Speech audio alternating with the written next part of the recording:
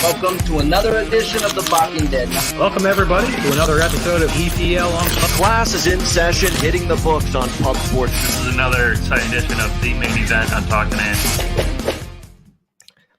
Welcome to another edition of Hitting the Books. Class is in session, Monday, November 14th, Pub Sports Radio, college football Hitting the Books show. Ian Cameron, Conor Mac, and we are ready for another big week of college football ahead.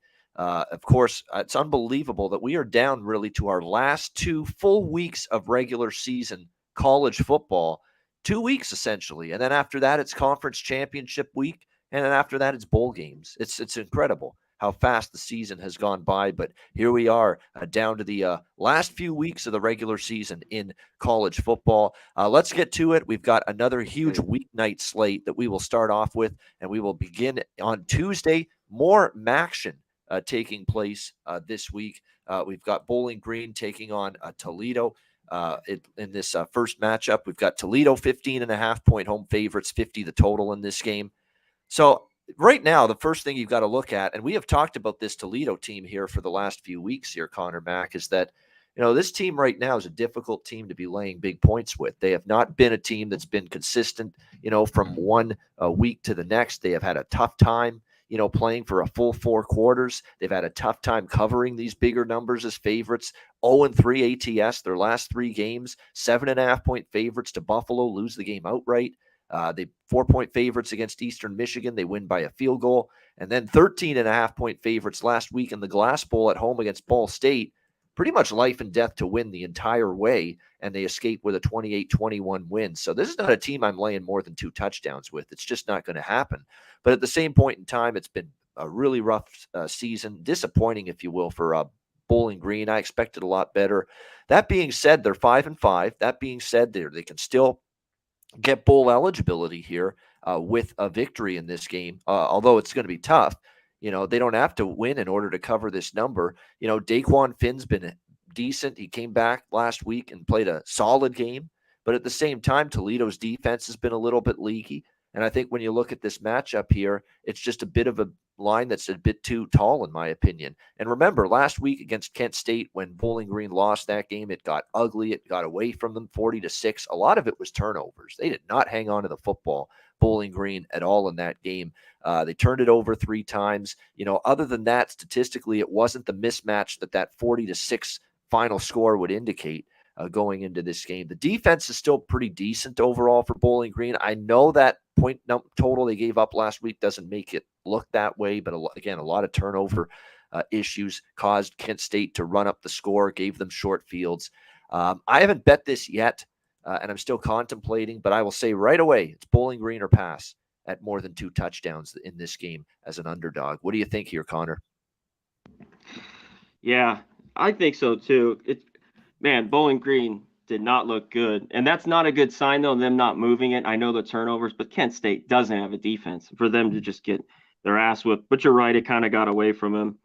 Donald had a couple, or both QBs had a couple picks, they had a fumble. But I think it's too many points. Toledo's been hit and miss, you know, kind of all year. You mentioned Finn was back. But Bowling Green still has a little bit to fight for. You know, they're trying to get to a bowl game here. The road team's been good in this series against the number.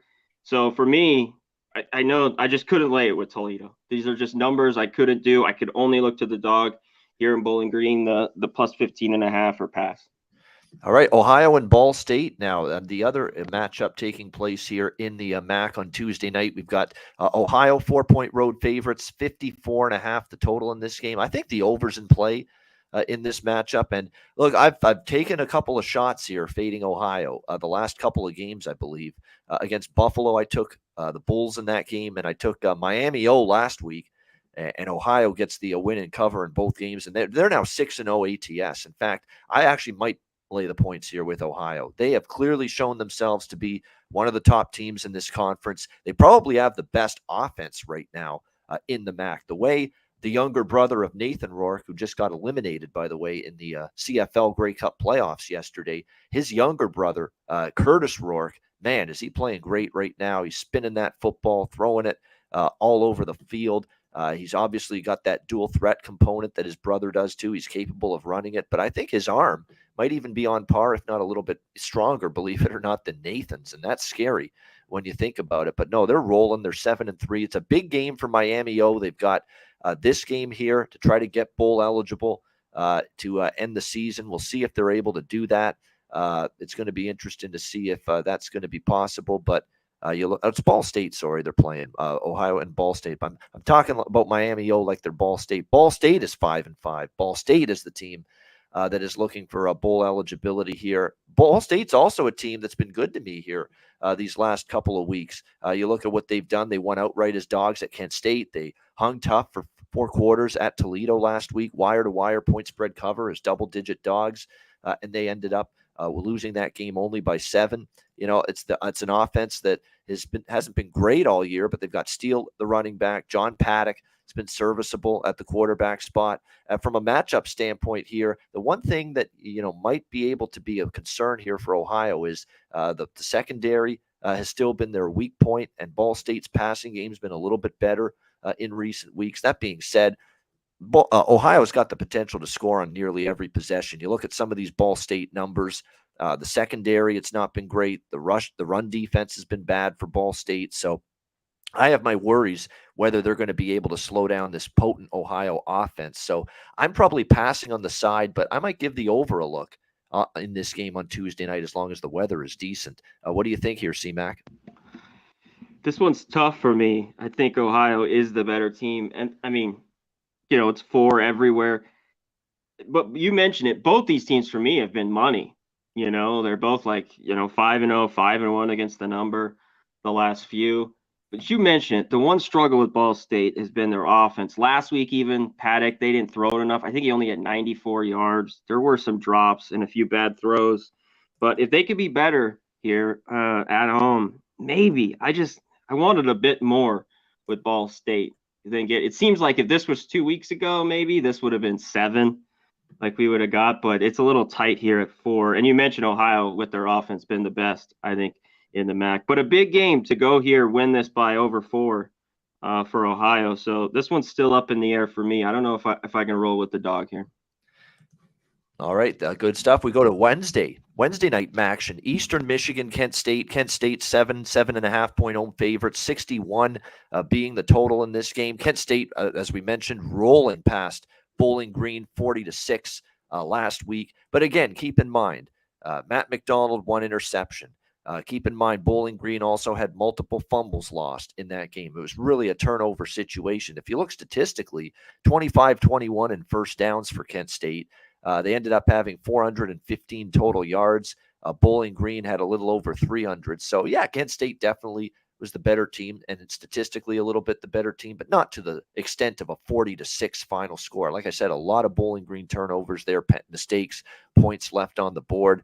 We'll see how they fare here. Keep in mind, prior to that Bowling Green game, they had been a point spread disaster, Kent State. They had failed to cover in 5 straight games, and their only victories were an overtime win against Ohio as 13-point favorites, and then the Akron game, 16-point favorites. They won 33-27. So this has been a team struggling to win games at all for a long time, let alone winning by margin prior to that blowout win against Bowling Green last week. So very important to keep that in mind here as they lay 7. And all Eastern Michigan does in the underdog role, and it's been this way for years under Chris Creighton, the head coach, is cover numbers. I mean, it's uncanny. Toledo, 4-point dogs, lose by 3. 2.5-point dogs at Ball State win the game outright. 4-point dogs at Western Michigan win the game outright. What are they? Perfect 3-0. This ATS as MAC underdogs here in conference play this year. So you know what I'm doing with an Eastern Michigan game. I'm usually looking at the underdog, whether it's EMU, whether it's their opponent, and that's what I'm doing here. I like Eastern Michigan here getting a touchdown against now an overvalued Kent State team that feasted on turnovers last week against Bowling Green. What do you think here, Connor? Yeah, you look at it, them as a dog is the way to go. Even Eastern Michigan, we talked about last week, they got backdoored there by Akron. Akron covered that game. Don't take them as a favorite. And now I have 7.5 here. I got to take the 7.5. There's no way that game you just mentioned, we just talked about with Bowling Green, the 46.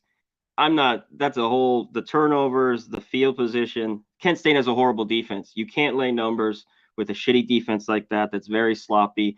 And Eastern Michigan doesn't do really anything great Ian, but they just kind of just get everything done. They run it okay. They throw it okay.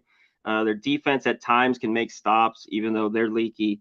But I got to take this plus 7.5 right now with Eastern Michigan. I think they can cover this number. Yeah, their offensive numbers, you're right, they're not great. Hell, their defensive numbers really aren't that great. They're mediocre on both sides of the ball, but they just find ways to make enough plays to hang in a lot of games, and that's why they have been so good. And their quarterback actually is getting a little bit better. Austin Smith at the quarterback spot for them. He's still not got a great completion rate for the year, but we have seen some improvement here the last few weeks. A couple of these games, the Ball State game, I thought was a better game from him. More efficient. Akron last week, a little bit better. It's still sketchy, but and they got the run game going as well with Samson Evans last week. So good signs for the offense. And Kent State, real quick, they can't, in years past, they were a lot better at home as a favorite, but I think they're going off that in the big win last week. So yeah, give me the over the touchdown here. All right, both of us lean into the EMU Eagles here and their preferred point spread roll, which is definitely as underdogs. All right, Western Michigan and Central Michigan here. Directional school in-state battle. Central Michigan, 11.5 point home favorites here. 49.5, 50 the total in this one. Like I say, in this conference, with how much parity there is and how a lot of, especially this year, there's not a whole lot of separation between the best team in the conference and the worst team in the conference. And there's no question about it. When you look at Western Michigan and the season they've had, they are without a doubt, probably the worst team in the conference outside of Akron. It's them and Akron at the bottom of the MAC, no question. But, do you still want to lay 10.5 here with Central Michigan? That's the question you've got to ask yourself. It's a Central Michigan team that in the double-digit favorites role only one time, Connor, in conference play so far, when they were 12-point favorites at Akron and another team that's a bottom feeder, and they only won that game by 7. So that's the issue here with Central laying double. Are they the better team? Absolutely. Richardson is certainly the better option at the quarterback spot for the Chippewas. He's played well the last couple of weeks against Buffalo and Northern Illinois. That was a great comeback, by the way, against Buffalo last week. 31-27. They were trailing much of that game, but they found their way to get the job done. Of course, Salopik was terrible for Western Michigan at the quarterback spot. They have switched quarterbacks the last couple of games, and they have gone with Trayson Bourget at quarterback. And you look at last week against last game against Northern Illinois, 1 touchdown he had, no interceptions, but only completing 50% completions in that game, and only 52% completions for the season that he's been in there. So unfortunately, Tyson Bourget is giving you performances you'd prefer to forget here for this Western Michigan team. So that's the issue. I don't know if they have the offense, but at the same time, we've seen Central Michigan spit it up the last time they got in the double-digit favorite role here in MAC play against an Akron team that is right there with Western Michigan as a bottom feeder in the conference. So tough game. I mean, I would lean dog, but I don't really like much of what I'm seeing from Western. Maybe not enough to play it. What do you think here, Connor? That's how I feel. I mean, and this line, is moving. I see 11.5 at a lot of places. You mentioned it. Their quarterback play, I thought, it's been the worst, basically almost in the MAC, from Western Michigan. So the change, even though it hasn't been great, might be needed. I just don't think Central, you mentioned they have the better team, and they ran it all over Buffalo. 300 yards. If they do that again, they could win by 2 touchdowns. But this is a pretty good rivalry here, and Western's owned them, the last 10 years or so. I think they're like 8-3. And even the few losses have been pretty tight. Last year, though, Central won 42-30. That was their biggest win, in 15 years. So I think they get up for this one. It's not the top of the list, but 11.5, I lean Western a little bit. There's no offense from them. If I can get a little bit there, I think they can hang within the number. Yeah, they're going to have to force some turnovers. So red zone defense is going to have to be good. And look, lately in the red zone, Central's been good. Central just beat some pretty good teams, Northern Illinois and Buffalo. Maybe Central's rounding into form because remember, they had Richardson was banged up there for a bit and they kind of had a dip in their play, Central Michigan, but it's still a pretty good offense when they're fully healthy. They are now. Lou Nichols has also had some injury concerns for Central. He looks to be healthy again. And Jim McElwain's a quality coach. So maybe it's a buy sign that Central Michigan, but I don't want to lay doubles in a rivalry game, even if they are the better team going into it. All right, Miami Northern Illinois, the last game on Wednesday in Maction. Northern Illinois, 2-point home favorites, 45.5 being the total in this game. Very disappointing season from Northern Illinois. And I think what's kind of surprising, too, about the performance of this Huskies team the last couple weeks is that, they've found ways to lose both times. Now, I know Rocky Lombardi continues to be absent. That's played a huge role. And if you're talking about an MVP candidate, no one's going to mention anybody from the MAC, as a Heisman person or an MVP type of player. But Rocky Lombardi's absence has clearly been felt by Northern Illinois. They have not been the same team without him. The Italian stallion here, Nevin Cremascoli, has not really done the job at the quarterback spot here for Northern Illinois. They've lost 2 of their last 3 games. They barely squeak out a win against, one of the 2 worst teams in the MAC, the Western Michigan Broncos last week. I don't know if I want to take Northern Illinois here laying points. They're now 3-7 as well, so they can't even go to a bowl game at this stage of the season.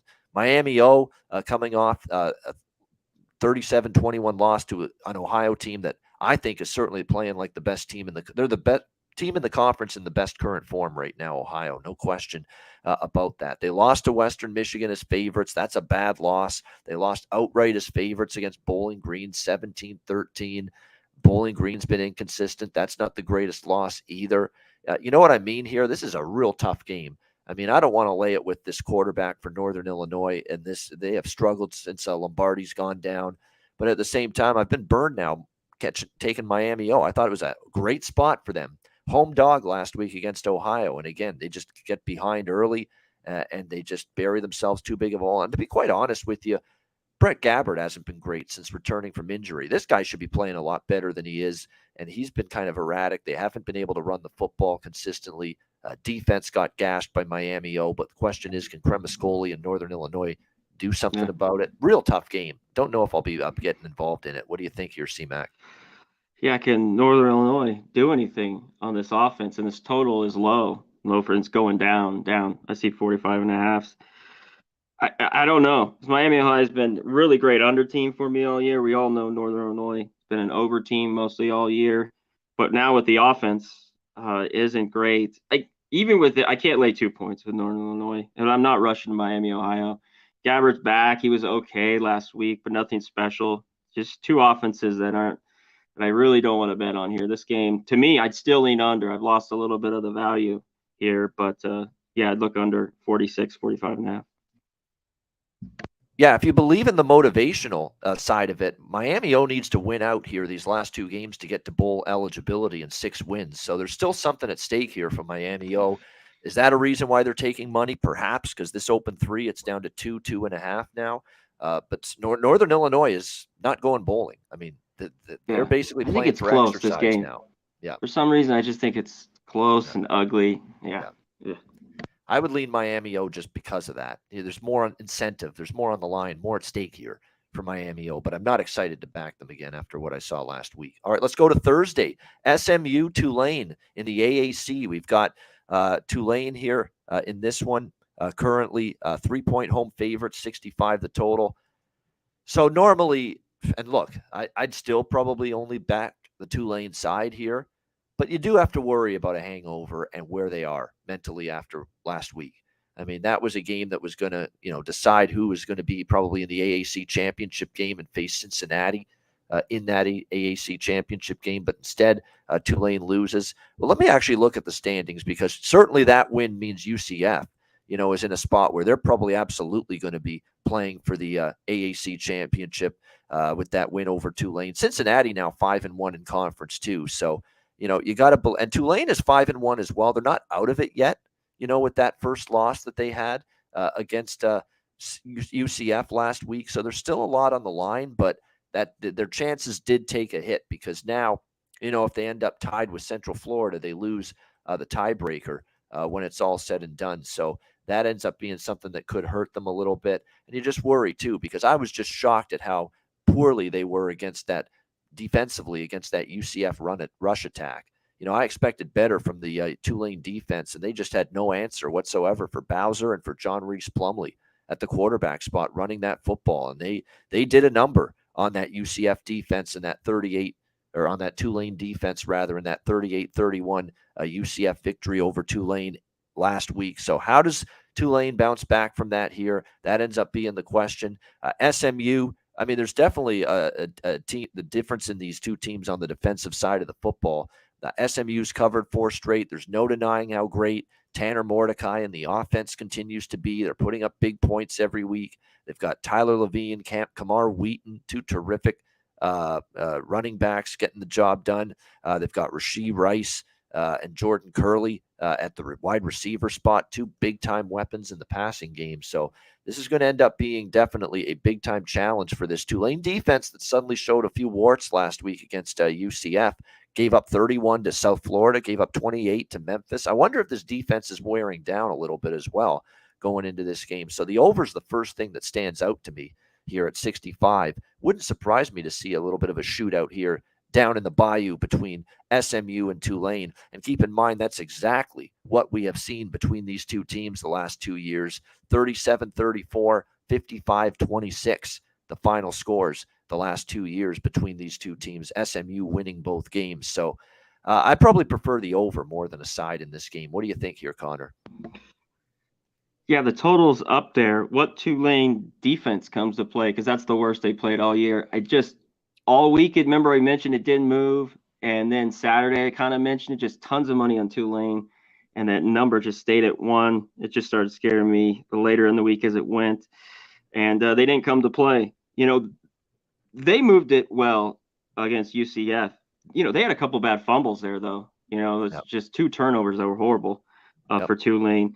I think they bounced back, but lane 3, I don't really want this either. I think it could get into a shootout as well.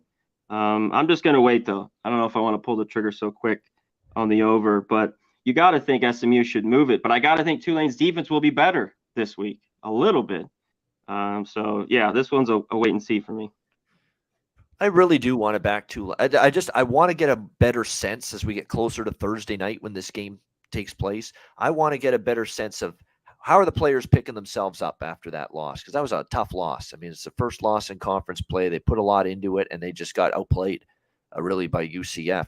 Can they roar back here? I think there should be incentive. They're not totally out of the AAC championship picture yet. They could still play. Now, there's no margin for error anymore.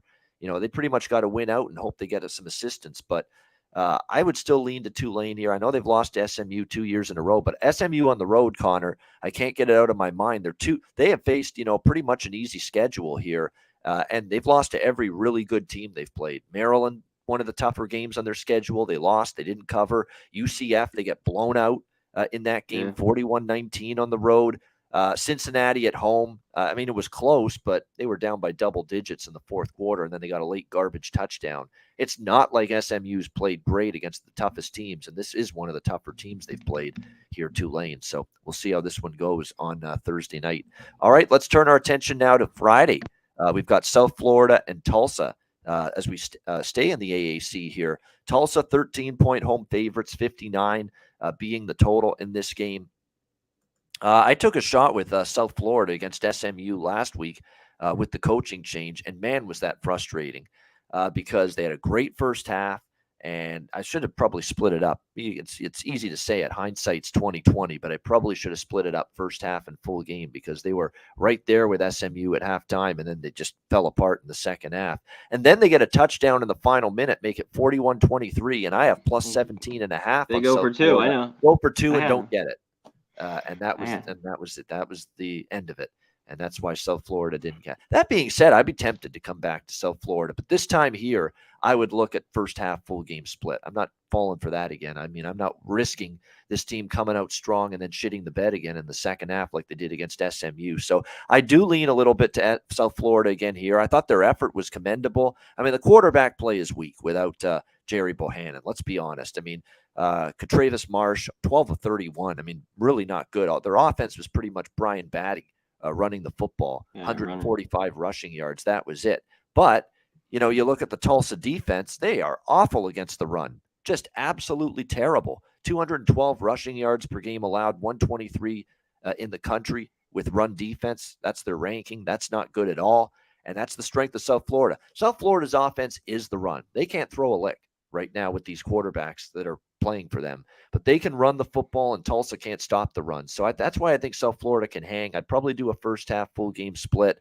What do you get from the Tulsa offense? Because Tulane, they didn't move the ball in that game. They got Davis Brin back against Memphis, and I was stunned how poorly he played. Absolutely terrible. And then Braxton takes over for Brin, and it isn't much better. So let's see if Brin's going to play. Let's see if they go with Braxton. There's questions about who's going to play quarterback for Tulsa here in this game.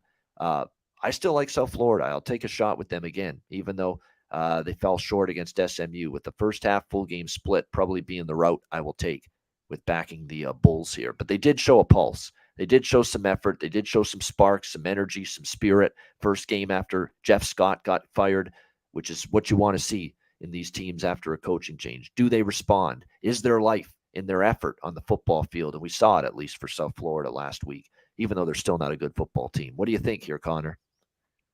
Yeah, a 2-point conversion. I'm still thinking about it as well. You mentioned.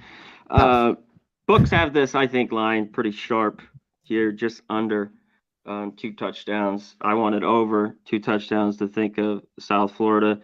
They just got to run it, like you mentioned. Tulsa's bad. Just keep running it, and I think that could keep in the game. You mentioned Bren wasn't good. Is he going to start here? In the total, was there enough running? If there's enough big plays, this will get over. But obviously, running it kills the clock. So I want to take the over, because South Florida games still usually can get there mid-50s all the way, into the 60s. So I lean over, but I'm going to look into the total a little bit more. All right, lean to the over. I would lean to the over as well here in this one. The other Friday night game in college football this week, Mountain West action, San Diego State, New Mexico. We have San Diego State 14.5-point road favorites in Albuquerque, 39.5 being the total in this game. New Mexico, another dreadful performance, 35-3. You talk about an offense that has nothing going for it right now. 9-9-10-3. Think about that. The last 4 games, 10 points is the most they've scored in a game. I mean, it is absolutely bad right now for New Mexico offensively. They have no offense at this point in time. The quarterback play, they went to Justin Holiday at the quarterback spot last week, and he completes less than 50%. How about the run game? How about 11 carries for 36 yards against Air Force? I mean, no run game whatsoever, no offense at all from this team. And San Diego State, their defense, San Diego State, couple weeks now has looked a little bit leaky. 2 of the last 3 weeks. I mean, Fresno puts a big number on the board. Even San Jose State gets to 27. But this is an offense they should be able to corral here, New Mexico. It's just been absolutely dreadful for them. I actually did consider San Diego State laying the points in this game, 6-4. And we are starting to see them put up some points offensively. The last, I would say, 3 to 4 games, because they've gone to a different quarterback in Jalen Maiden. And, this guy has been showing some capability, not only running the football, dual threat. He can run, this guy. He's athletic, but he's been throwing the ball okay, believe it or not. He's actually given this team something Burmeister couldn't, and that's some semblance of a downfield passing game finally for San Diego State. This really could get ugly. New Mexico can't move the frickin' ball at all. Their losses by 32 at Air Force, by 17 at Utah State. Hell, you think maybe in a home game on a Friday night, it's going to spark something here. Well, their last 2 home games, they lost by 13 to Wyoming, and they got drilled by 32 against Fresno in their last home game. They're 0-5 straight up, 0-5 against the spread their last 5 games, New Mexico. It's been really tough for Danny Gonzalez. You're wondering if this is going to be one of those seasons where it's just so bad he may not even get another chance to coach this team next year. But I definitely lean Aztecs, because I see some quit, and I see absolutely zilch offensively from New Mexico. And San Diego State, with now some threat of a downfield passing game and an ability to extend margins and put more points on the board than they did earlier in the year, they could still be able to win this by 17, 20, 21. So I definitely lean road favorite if I'm betting this game. What do you think, Connor? Yeah, initial looking at this just last night, I can't back a double-digit dog at home like this that can't score at all. And now their defense, which was a little bit better and at times has been getting gashed, like you mentioned. So that's double whammy what normally I try to look at New Mexico. And the quarterback change, you're right, San Diego State. Maybe San Jose's losing a little bit, but they played great. Beat a good team, scored a ton of points on them the other night. So, but I don't know how much New Mexico scores. I think the line's pretty sharp. So, yeah, it's a little bit lean for me with San Diego State.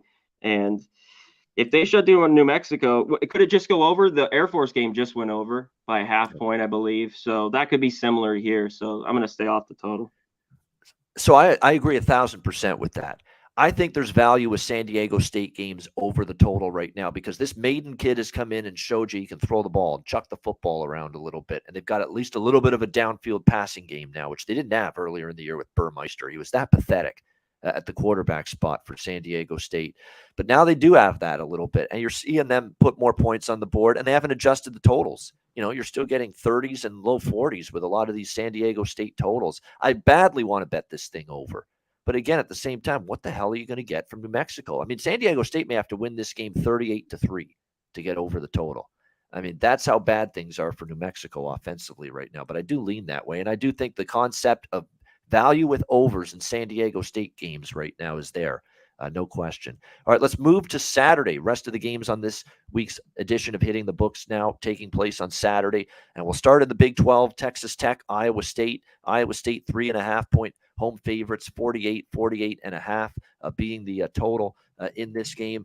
Iowa State, of course, taking on an Oklahoma State team that, surprise, I'm sure it took Matt Campbell by surprise, but Spencer Sanders ends up making an appearance for Oklahoma State and ends up leading them to victory, 20-14 in that game over Iowa State.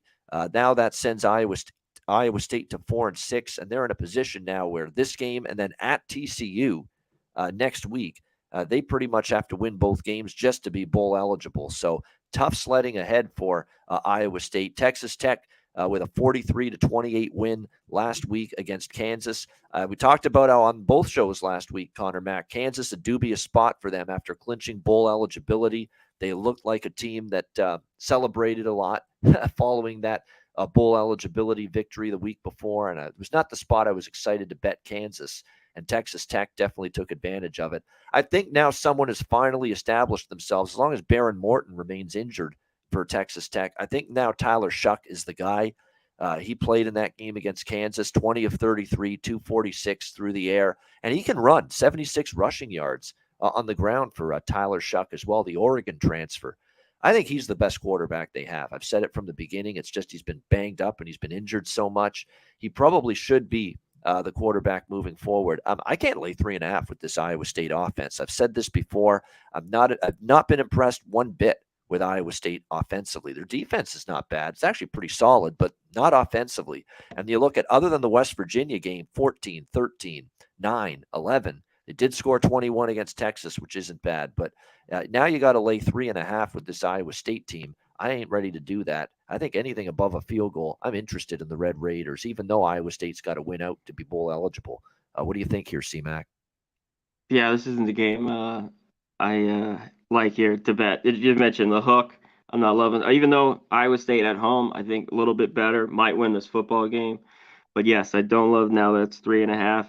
They don't have the offense. That defense is solid. Still, top 15 defense in the country.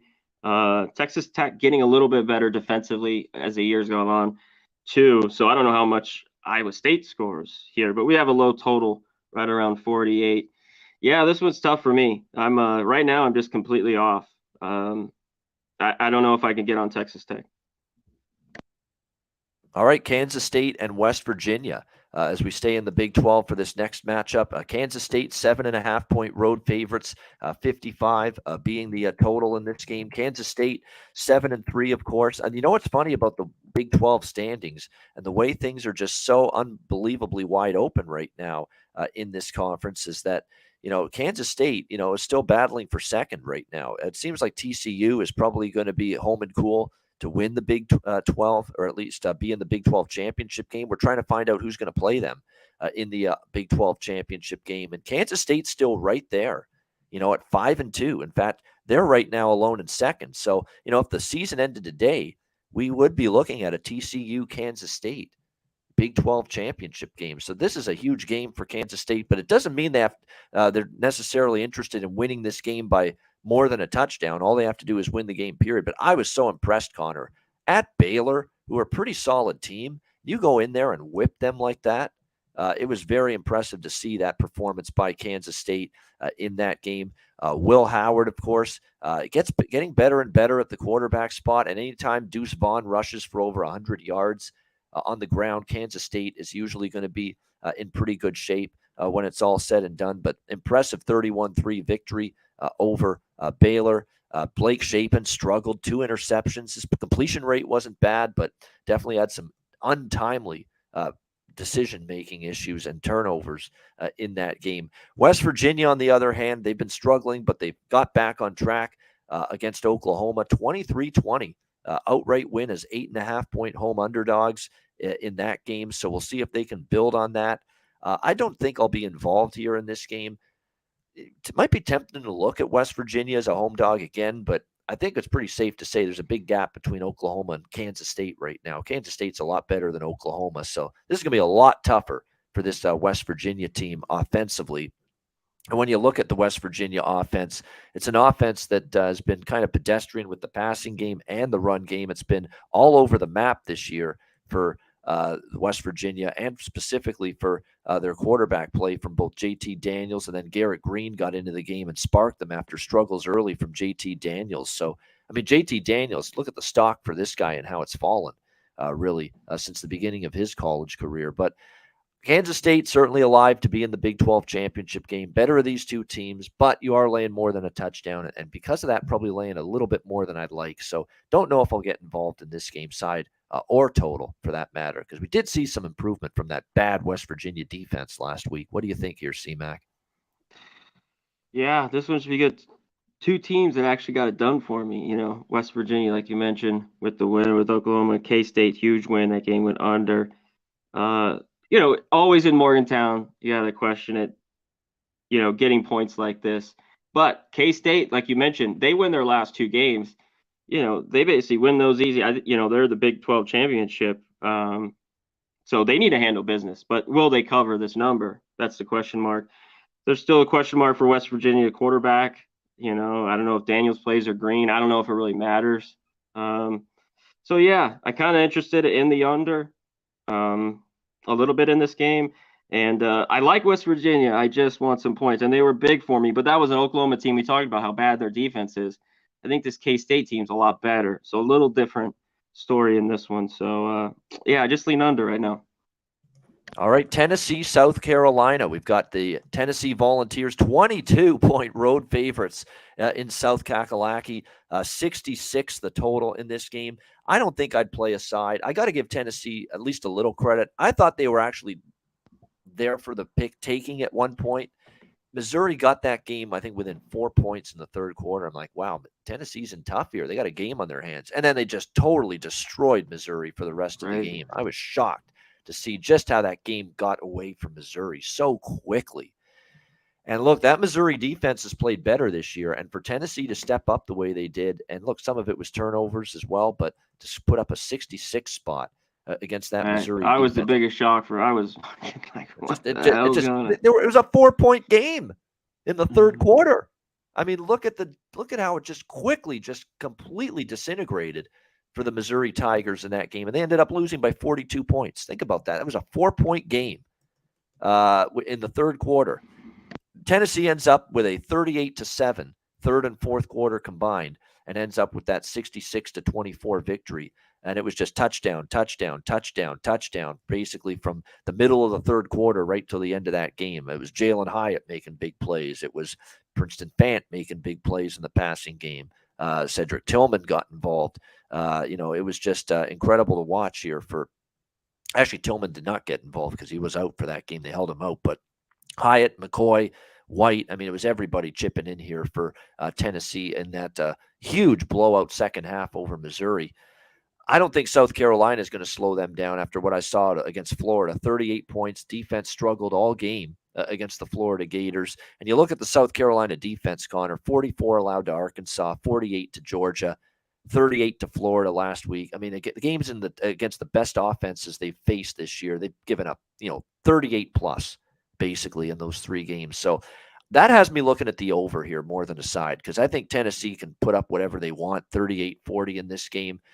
But the Tennessee defense did fall asleep for a good part of that game against Missouri and gave up 24 to a Missouri offense that had really been scuffling. So I think Rattler can do enough to put some points on the board for South Carolina. And keep in mind, too, South Carolina, Rattler can make mistakes as well, and that can sometimes contribute points for the other team as well. Now, he struggled big time against Florida last week, but a lot of that was they couldn't get the run game going either. We'll see if that can change here against Tennessee's defense, although Tennessee has been very good stopping the run this year. I would still lean over because I think you get 40 from Tennessee, and I think it's possible you can get at least something like what Missouri got, 45-24, 48-24. That's kind of what I see in this game, and that would cash your over. What do you think here, C-Mac?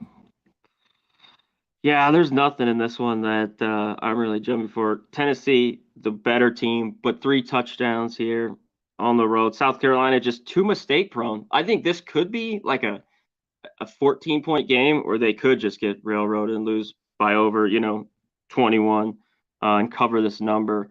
It just, the South Carolina, I just haven't won the back, even at this dog price. We'll see. I was shocked at Tennessee how well they scored, and how both defenses you mentioned were so bad on Saturday. I was just my jaw was like, what in the hell's going on? So way off there. Yeah, and I don't know about the total. You're right, it could get over. High one here, obviously Tennessee game, but I'm probably going to stay off. All right, staying off this one is Conor Mac. All right, NC State and Louisville.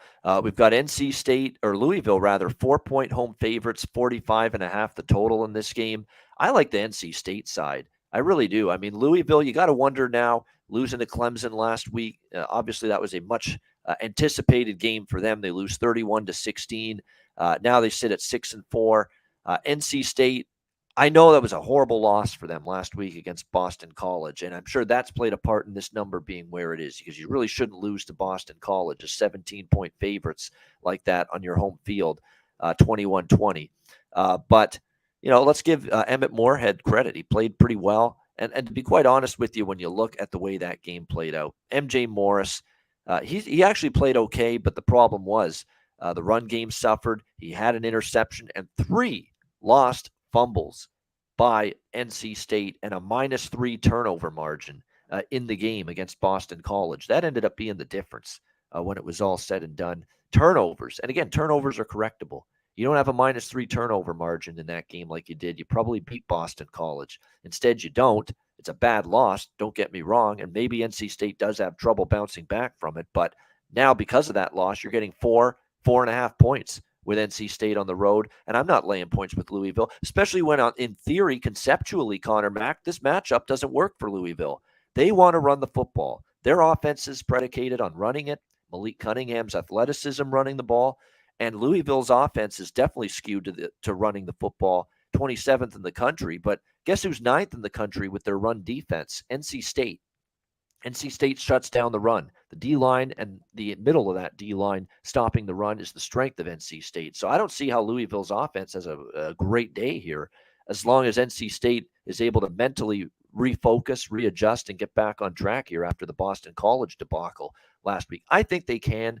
I'm probably going to be looking at the Wolfpack here, catching points. What do you think here, C-Mac? Real quick, Chris said, yeah, in that last game, go ahead. I mean, it's probably going to be, 45, I'm guessing, around there for Tennessee. But, take it'll be around that. If you think. I would think it'll be around that based on where the That's what I think. total is. Yeah. Yeah. So if you think they get over 45, yeah, take their team total. I think they lost that game. Yeah, to BC was just shocked. The turnovers were just horrible, and they just couldn't break away. And they had the lead, and then all of a sudden those fumbles, and they're down by, they're only up by 6, touchdown, and they lose it. Yeah, what I keep mentioning, in Louisville, the big wins, the defense playing well, Cunningham, then they just, biggest game of the year for them, lay an egg, just shit the bed. Classic Louisville, especially this team reading him with Cunningham the last few years. I don't know if I get involved because of that. Does Louisville bounce back and play well? But you mentioned NC State just wants to run it, and they have a great defense against the run. I lean them with the points a little bit here as well. If you're going to give me 4, I think this is a close game. I take it. Yeah, I'm with you there. I would lean to the underdog here. All right, Syracuse and Wake Forest. Wake Forest 10-point home favorites, 55.5 the total in this game. No Garrett Schrader, no Syracuse for me. It's very, very simple. Very, very simple in my opinion. And look, last week, one of my stronger sides, and I liked it a lot, was Florida State, and they just destroyed and Syracuse, beat the shit out of them, 38-3 in that football game. And it was definitely a struggle. Schrader did play in that game, but I don't think he should have played. I don't think he was 100%, honestly. It was ridiculous to put him out there. 6 for 16, 65 yards, and now he's questionable again for this game against Wake Forest. Like I say, they rushed him back because they know this Del Rio Wilson kid ain't ready to start with what we had seen from him. But it was a struggle for Schrader. Sean Tucker couldn't get anything going on the ground. And that Florida State team, man, they are really rounding into form. The Seminoles, they are looking like a damn scary team right now. And Syracuse found that out over the weekend. The question here is, can you lay this many points with a Wake team that is suddenly on a 3-game losing streak, 0-3 straight up, 0-3 against the spread. Defense has fallen apart. 48 points to Louisville, although, again, as we mentioned multiple times, a lot of turnovers in that game for Wake. 30 points to NC State with a backup quarterback. 36 points to that great offense of North Carolina last week and Drake May. That was another good result for me, the North Carolina side getting points in that game. They won outright. That being said, it would still be Wake or pass. There's no way you can back Syracuse's season's fallen apart. It's gone to the shits. I mean, 4 straight losses. The Clemson loss is where it started. It was a heartbreaker. It was their first loss of the year. They've now lost 4 in a row, destroyed by Notre Dame, double-digit loss to Pitt on the road. No offense last week, destroyed by Florida State. Now 6-4. They may not even win another game. They may lose here, and they probably will because they're 10-point dogs. And then at Boston College, they may not even win that game because we've seen some life from Boston College here. They almost beat Duke last week, and they did beat NC State. Or 2 weeks ago, they almost beat Duke. And last week, they beat NC State. I don't think he is healthy. That did not look like a healthy quarterback, Garrett Schrader. No, he looked Syracuse at all. No. That's just stupidity by Dino. I mean, you can't be putting a guy in there if he's going to give you less than 100%. I don't care how little you think of the backup quarterback. That's just putting a player's health in jeopardy as far as I'm concerned. But, yeah, for me, it's Wake or nothing, even with my concerns about their defense. Concerns that may not matter here with how bad the Syracuse offense looks right now. What do you think here, Connor? Yeah, it might not matter. But real quick, in this game, these are 2 teams I want nothing to do with. I know we got to go over this game. Yeah. I think you just don't even play this game at all. Maybe Wake, you go on that side like you were talking, but there ain't no way I'm laying doubles with them, 10 points or more. Hartman's just, the turnovers have been there. Is this a game they bounce back and can win by 10? Sure. Even Syracuse defense is kind of, putting this in. They haven't looked very good the last few weeks. And you're right, Schrader, he did not. I watched the game. I mean, I don't know why they had him in either. I don't think he can play this week. So this is one I'll stay way away from. I want neither team right now. Losing. I'm off. Yeah, 2 sliding teams in the ACC, no question. Duke and Pitt next up here. Not necessarily sliding teams here with these 2. Duke Pitt, I should say, 7.5-point home favorites in this game, 52 being the total. Pitt destroying Virginia. Destroying Virginia. Like I said, it was an up and down week for me in college football last week, but that was one of the up moments, was Pitt and the over against Virginia. And Pitt got the over pretty much almost by themselves, 37-7. How about not 1, but 2 on the very 2 first throws of the game from Brennan Armstrong being pick sixes against Pitt last week. And it was 14-0 before you could even get in your seat in Charlottesville for that game. Speaking of Charlottesville and speaking of Virginia, we should mention just a horrible tragedy there with the shooting with the University of Virginia. One football player on the team got shot as well in that heinous incident. Just gut-wrenching, just sad. And thoughts and prayers, well wishes to the entire university, the students, the faculty, the family, and the friends of all these students and teachers and all. It's just awful. It's the shit. You can't have this happen in our schools, whether it's high school, elementary school, college. It just makes your stomach turn when you see incidents like that, and just absolute 3 football players killed. So that's just brutal, terrible. And look, I'd be shocked. Like, is Virginia expected? Like, Virginia's not on our games list this week, but I think we're going to play this weekend. It's probably going to be postponed. I know the Virginia basketball game tonight with Northern Iowa has been postponed. So keep that in mind. So obviously there's more important things in sports right now to deal with there with the university. It's awful stuff, and we wish everyone well there. But as far as Duke and Pitt, you look at Pittsburgh, they took care of business against Virginia. They beat Syracuse before that. But first of all, Virginia's had a rough year, and Syracuse has fallen apart. So do you want to put too much stock into those 2 wins? I don't. And here we go again with Duke. We've got them back in the underdog role, where I like this team. 10-point dogs at Miami, destroy Miami. 7-point dogs against a very good North Carolina team that's probably going to be in the ACC championship game, and they lose by 3 in that rivalry game. Riley Leonard's been good at the quarterback spot. Defense has been a little bit spotty, I will say that, but that shows up more when you're favorites, not when you're 7.5-point underdogs like this.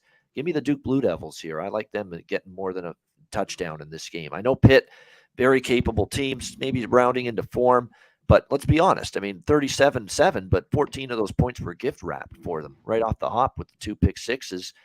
Keaton Slovis has had an okay year. I don't think he's had a phenomenal year by any stretch. The O-line is still a little bit of a shaky proposition. Abanaconda did get the run game going, but Pitt O-line's had some erratic play one week to the next. I think it's a few too many points here, especially with Duke just being terrific in the dog roll. What do you think here, Connor? Yeah, I think it just might be just because Duke, I think, can move the ball. Riley Leonard's been good all year. They've been able to run it. On the other side, Slovis has been okay. Pitt's been able to run it. I think this is a good football game. Pitt, getting a little bit better, always better here at home. One thing for Duke that should get them up, they've gotten their ass whipped by even when they were a little bit better 7 years ago or so, they would lose to Pitt. And then they've had the dreadful years the last few years. I think they're 0-6 or 0-7 the last 6 or 7. But Duke catching more than the touchdown. That's my lean here early. I think they can hang around in this game. I think this could be close. I'll tell you what right now. You got to give Lance Leipold, obviously, I think, has done the single best coaching job all year in college football. Well, number 2 might be Mike Elko here. Oh, yeah, I think what so. He's done is just 7-3. Are you shitting me? I would have never in a million years thought 7-3 for Duke after their first 10 games. 7-3 straight up, that is. And look, the 3 losses, Kansas by 8. The Georgia Tech loss was a bad loss. They probably should have won that game, but they only lost that by 3 in overtime. Lost by 3 to North Carolina. They have not been blown out in any game. They've been in every. That's why this feels like a few too many points. I think Duke hangs around here against Pitt on Saturday. All right, next up we've got Illinois and Michigan. A big matchup in the Big Ten, although it's taken some shine off by the fact that Illinois lost 2 in a row all of a sudden after a great start to the year. They've dropped back-to-back games to Michigan State and Purdue. They will be looking to bounce back here in the Big House against Michigan, which will be easier said than done. Michigan 17-point home favorites, 43 the total in this game. I'm going to take a shot with the Illini here, Conor Mac, believe it or not. I know things are kind of going off the rails for them a little bit.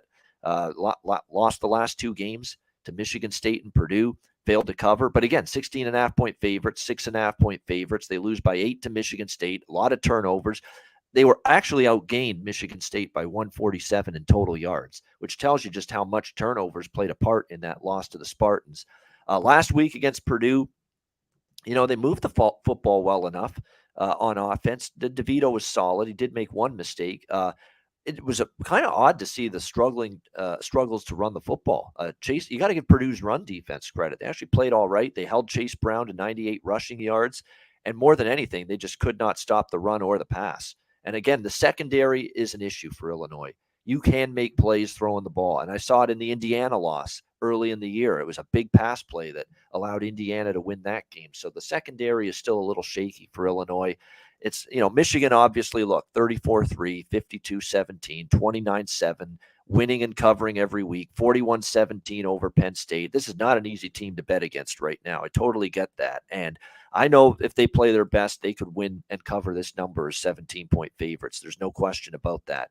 That being said, they got the Ohio State game next week. You got to think this is a different thought process now. It's just you win the game. If you get the margin, fine. If you don't, you just win the game and move on.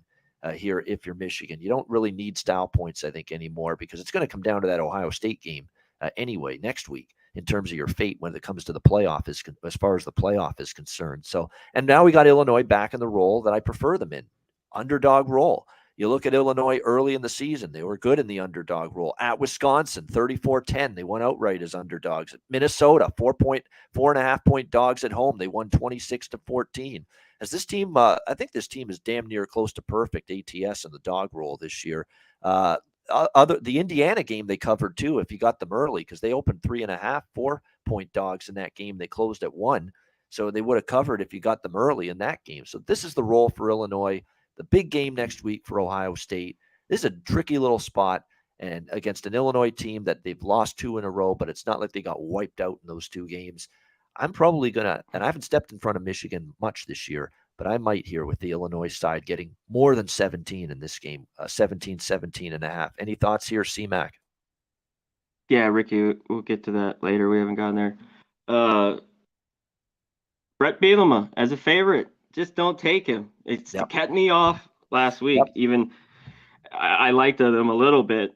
There's something with them, especially when a team can't get behind because they don't throw it well. And they don't take him. But now as a dog, I'm thinking about it. And here's the deal. Zoe put it in the chat. I talked about it on Saturday. They got done. Michigan's been asleep a little bit these first halves and just dominated the second halves. So I don't know what it is. It takes a little time for this team to get rolling. So I'd look at Illinois again, first half, take the points here, because I could see Michigan maybe covering full game.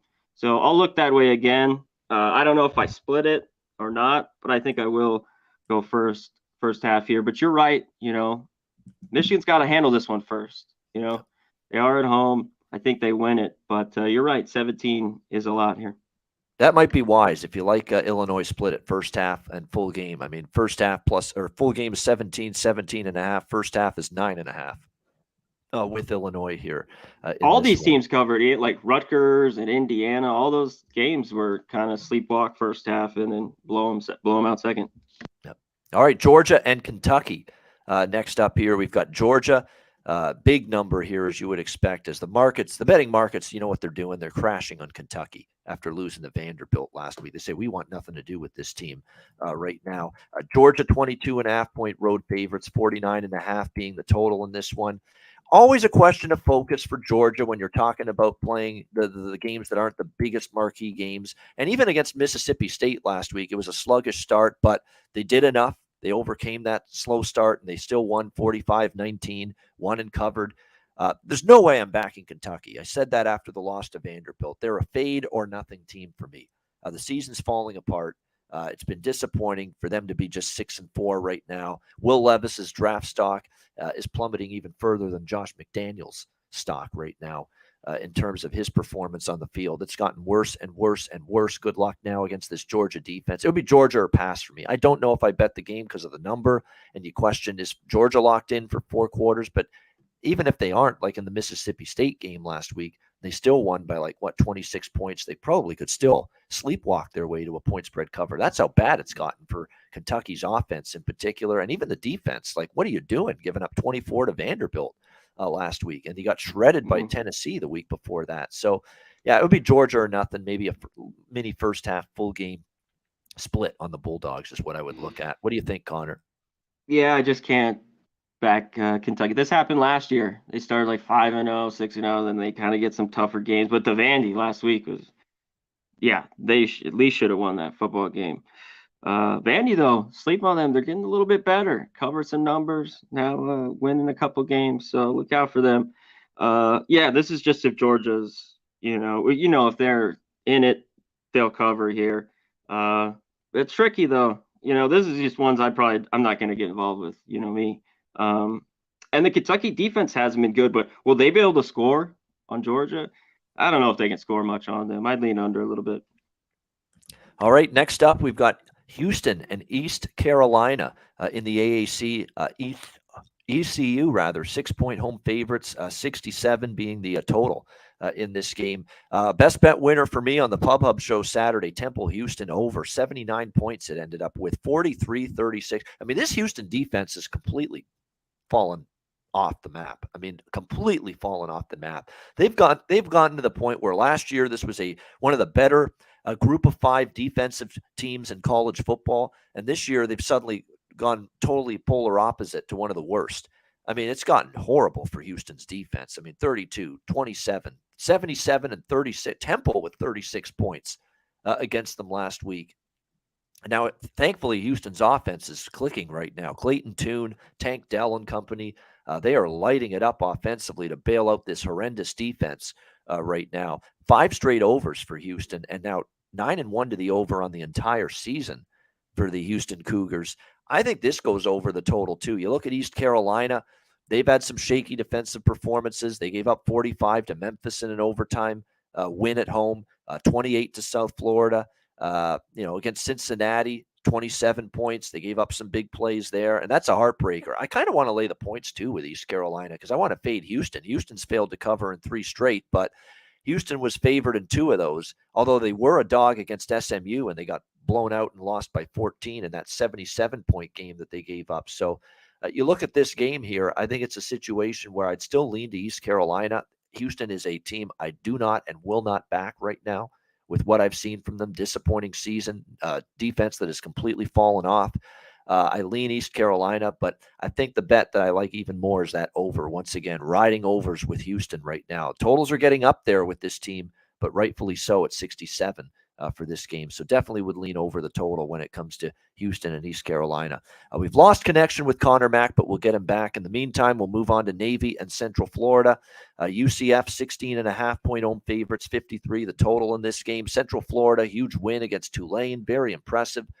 They could not stop Tulane, I should say, could not stop the ground attack of UCF in that game, and that ended up being the difference in the end. But now you're coming off the high of that win, and look, you're back in the bounce house. You've been good at home this year, 5-1 straight up, 4-2 ATS.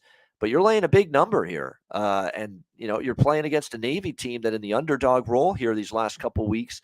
The Navy, Cincinnati 10-point loss is 18.5-point dogs. Notre Dame last week. Again, what you get from Service Academy squads is a team that battles and competes for the whole 40 or the full 60 minutes, I should say. And that's exactly what you saw. They lose 35-32 against Notre Dame. I mean, this Navy team has definitely improved as the season's gone along.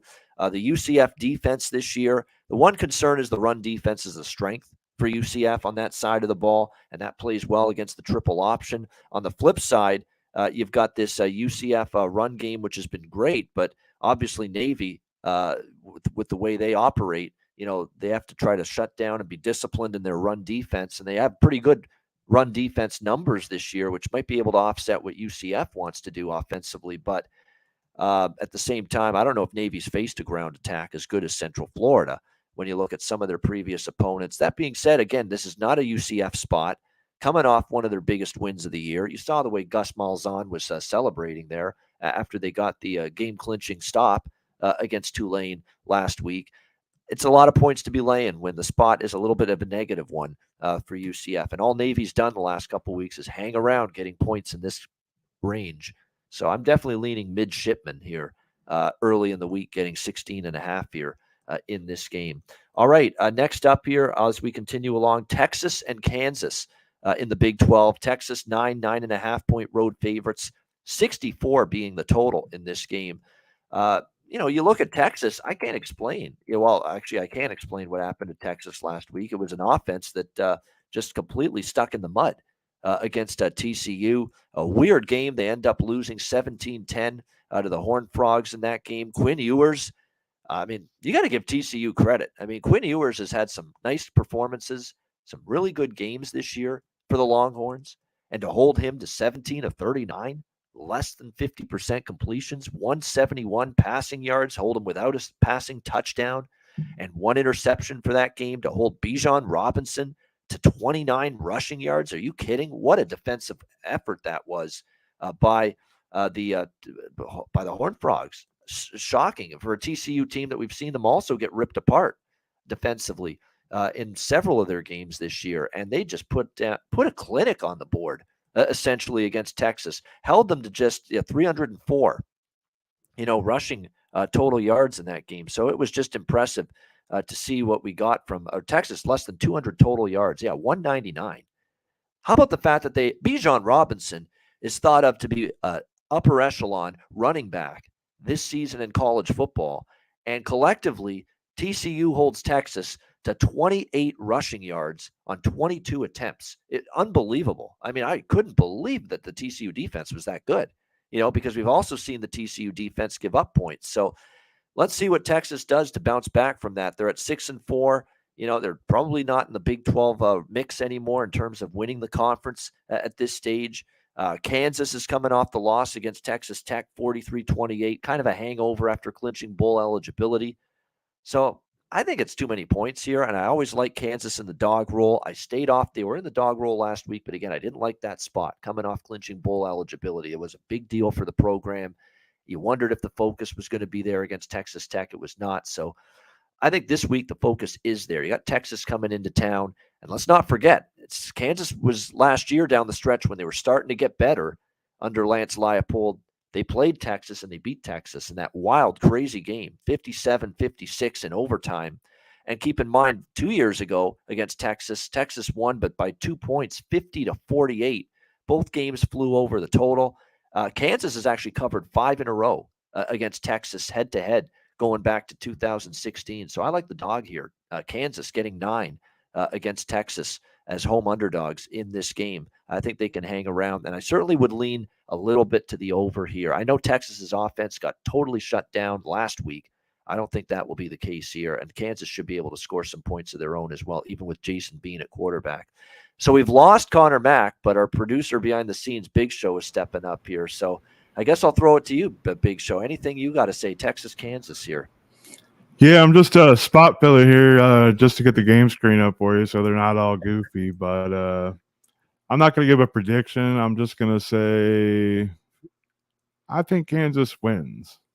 Well, I'll tell you what, last 2 years, my Big Show, we've got a 2-point loss, and then they did 2 years ago, and then they did beat Texas last year. So they've been right there competitive with Texas the last 2 years. So yeah, I'm with you. It's not so hollow. I'm going to go 29-22 Kansas. There you go, 29-22. Oh, a little lower scoring. I like that. All right, Western Kentucky and Auburn next up here. This is a weird late season non-conference game, which a lot of these SEC teams do. Auburn 6-point home favorites, 52.5 the total in this game. Look, Auburn's shown some life and a little spark after the firing of Brian Harsin, and I'm not shocked by that. Brian Harsin was driving the program into the ditch, and sure enough, in 2 games since he's been gone, they're 2-0 ATS. They almost beat Mississippi State on the road, and they did beat Texas A&M 13-10. The offense is still a work in progress right now. When you look at this Auburn team, Robbie Ashford, one good game, one bad game. Thankfully, they were able to run the football with Bigsby last week a little bit to beat A&M in that game. We'll see if they can get that going here against Western Kentucky, who have destroyed their last 2 opponents, beating Charlotte and Rice by a combined score of 104-17. So talk about domination for this Western Kentucky team. I think they'll be able to move the ball here a little bit against Auburn, but at the same time, Western Kentucky defensively has struggled a little bit against the run. I think Auburn can move the ball a little bit. I think this total's light. I know Auburn has not been an offensive team we've trusted week in and week out, but you look at who Auburn's offense has played. Arkansas, Ole Miss, Georgia, LSU, Missouri's defense has been better for the most until the Tennessee game. But you know what I mean? They faced some tough defenses, Auburn. I think Auburn, this is a week, their offense, Ashford, Bigsby, they get it going a bit. Western Kentucky moves the ball because I don't think you're going to see as much defensive intensity from Auburn when you go out of a SEC conference season at this time of year. I think you're going to see the defense maybe not be great here against a team that they don't play this team every year. It's an odd team to prepare for, a pass-heavy, air raids type of offense with Austin Reed at quarterback. So I like the over more than anything here in this game. I lean Western as well. getting 6, although the numbers dropped a little bit, so we've lost some value. But it would be dog or pass. I think the total is the bet that I prefer even more, looking over. What do you think here? We've got Conor Mac back with us, Western Kentucky, Auburn.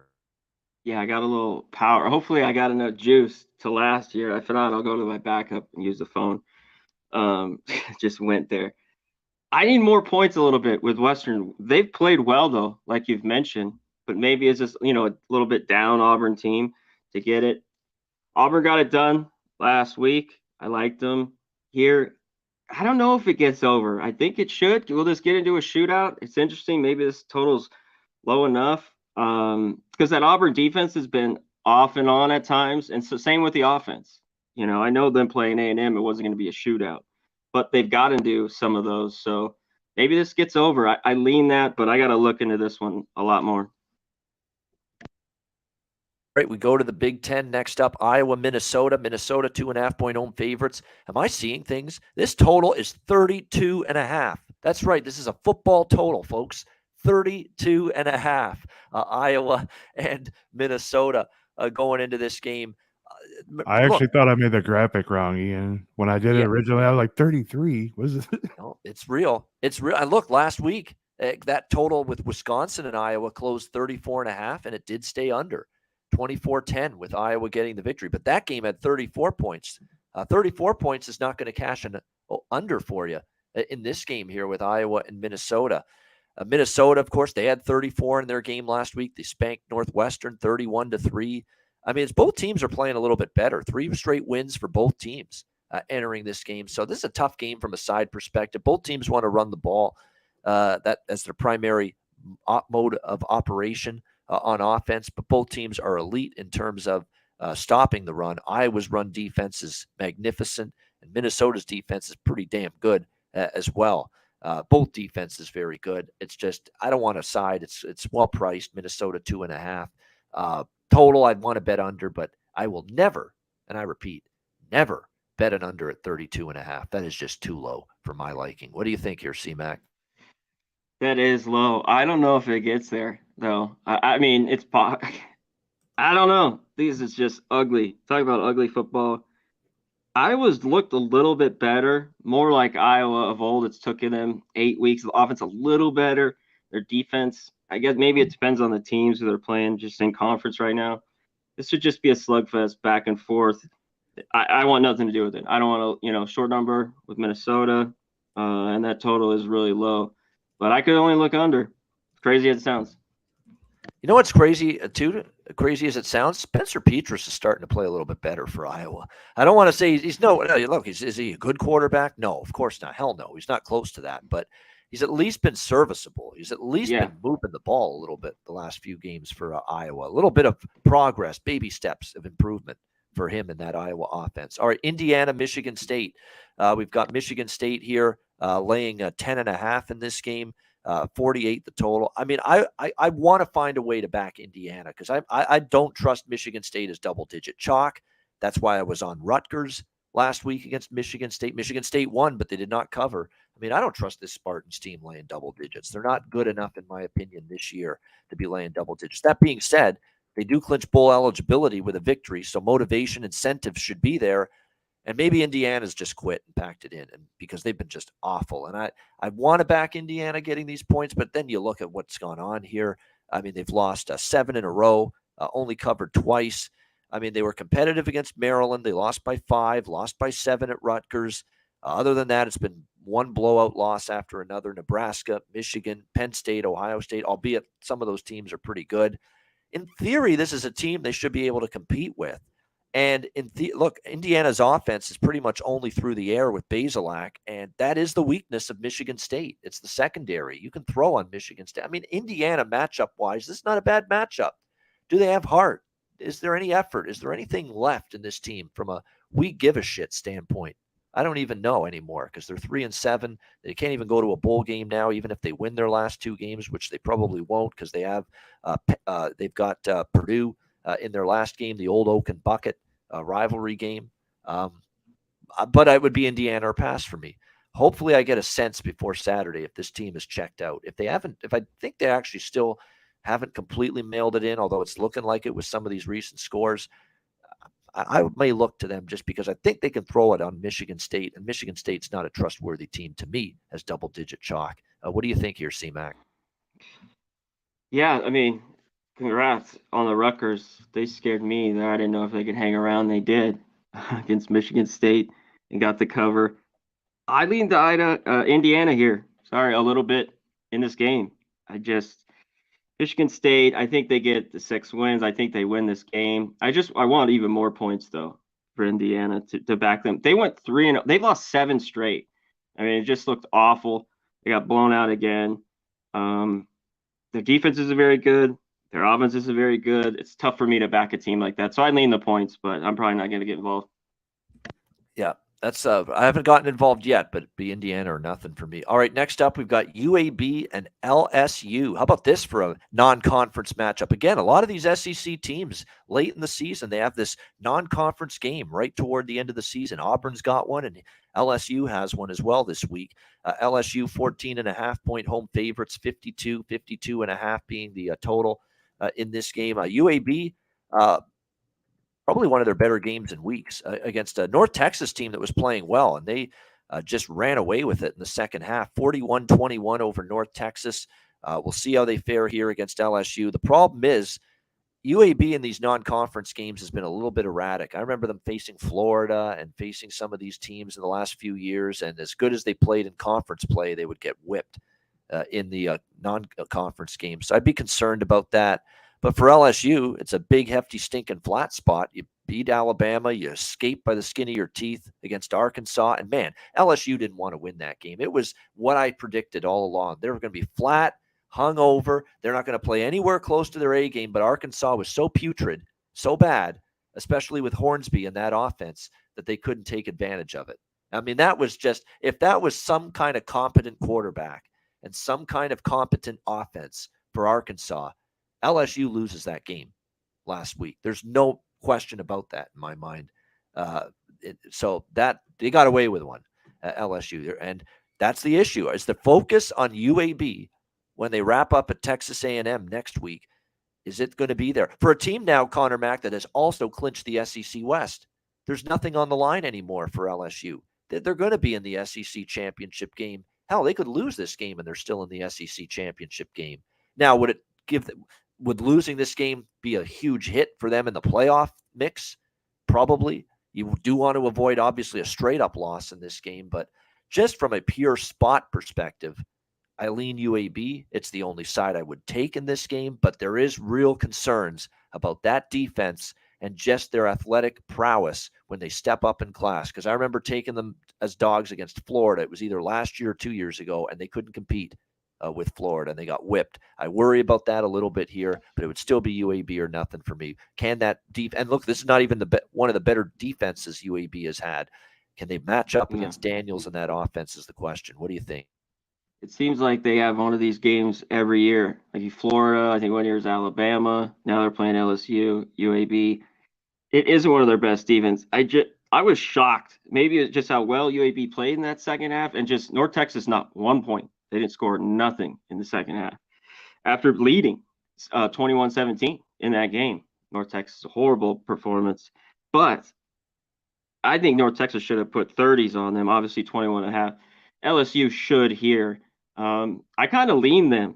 I don't love laying these points like this. I'm trying to find a way with UAB. I just don't think this is one of the better UAB teams, and their better teams used to get blown out. So I think LSU comes to play here at home. It's just, do you want to lay the points? But I lean that way. Right, leaning at least toward them in this game here, LSU. All right, next up, we've got UTSA and Rice. UTSA 13-point road favorites in this one, 61 the total. Finally, a Rice game stayed under last week, although it was close. It didn't fall. It didn't miss the over by much. But still, I'm going to come back to the over one more time here with Rice. Why not? UTSA was just terrific on offense. I mean, UTSA has just been really, really good on offense, and even the defense has played a little bit better. But again, I've been riding Rice overs. It's the first one I lost last week in the Western Kentucky game. I'm going to roar back to it one more time here And then if I lose a second straight over with Rice, then maybe we'll back off and we'll pump the brakes. But one more time, I'll come back to the well here with the over in a Rice game. What do you think here, Connor? Yeah, I kind of lean that way. It seemed like they were due for, after so many overs in a row, that one would stay under. I kind of lean in the points. I think this is a little bit better of a Rice team than in the past. I don't love this team still. They're horrible defensively. So yeah, I think this total can get up and over the number. UTSA though wins, I think, they've been up and down. It seems like they're just right now, they just kind of win games. They're getting it done. And maybe they do here. So I'm going to look into this further, but I want to take Rice with the points. I just don't know if I can. All right, next up, we've got Washington State and Arizona in the Pac-12. We got a slew of Pac-12 games coming up here in the last handful of games that we have here on this week's show. Washington State, 3.5, 4-point road favorites, 63 the total. And wow, what a wrench Arizona put into the Pac-12 race with a stunner over UCLA late on Saturday night in the Rose Bowl. Jaden DeLora, man, this guy can play.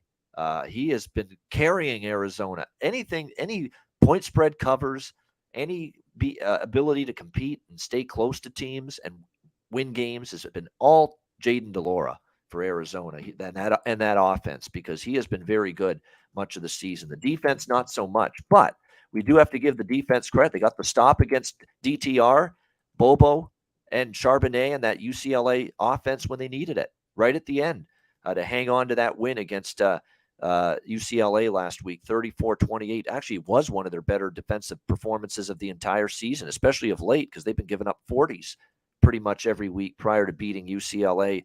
But now you got the dreaded, you saw the celebration. Kids were going nuts for Arizona. It was such a huge win for them, for the coach, Jed Fish.